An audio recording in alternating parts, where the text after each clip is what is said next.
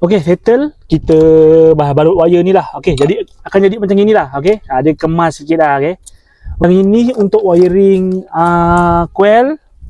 Okay, ini sensor untuk ni lah, total body. Yang ini ada sensor kipas dan juga temperature lah. Yang ini untuk airflow. Yang ini untuk coil. Okay, the coil ada dua Coil ada dua.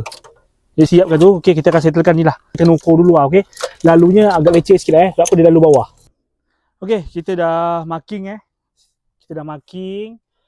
Okay, nanti kita akan kemaskan lah pakai selotip. Pakai selotip ni lah. Kita keluarkan balik. Okay, soket-soketnya kita buka balik lah. Kita dah marking tadi. Kita keluarkan balik semua.